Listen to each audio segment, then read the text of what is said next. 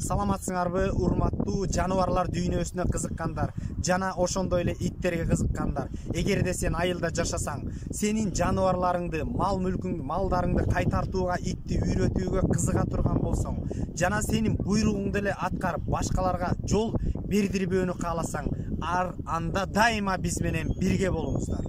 Иттерди үйрөтүүгө чыгаардын алдында биз эки өзгөчө нерсеге көңүл бурушубуз абзел.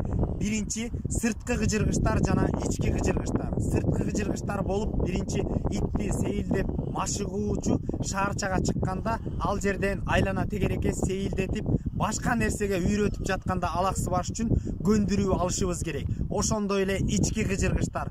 Булар заара кылып же ошондой эле өзүнүн муктаждыктарын аткарып алгандан кийин гана биз дрессировка, иттерди үйрөтүүнү баштайбыз.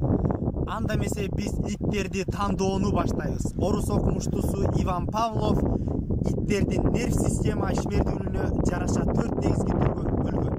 Биринчи түргө кирген иттер козголуучу түр. Бул иттер башкалардан өзүнүн энергиясынын көптүгү менен айырмаланып, дайыма эмоционалдуу келишет. Дрессировкага көнүшөт, бирок дайыма үйрөтүүчүнүн көзөмөлүндө болушу абзел. Экинчи түргө кирген иттер булар жандуу түр деп эсептелинет. Булар акылдуу, өзүнүн чеберчилиги менен айырмаланышат. Дрессировкага көнүшөт жана сен үйрөткөн нерселерди көпкө чейин сактай алышат. Үчүнчү түргө кирген иттер шарттуу түр. Биз айткандай эле дайыма шарттарды биз түзүп турушубуз керек. Дрессировкага көнүшөт, үйрөнүшөт, дайыма көңүлсүз көрүнүшөт. Бирок ар дайым биз дрессировканы кайталап үйрөтүшүп турушубуз керек.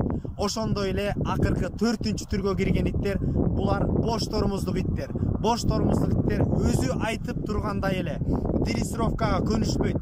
Көнүшсө да көп убакытты талап кылат. Үйрөнгөндөн кийин гана көпкө чейин сактай алышпайт.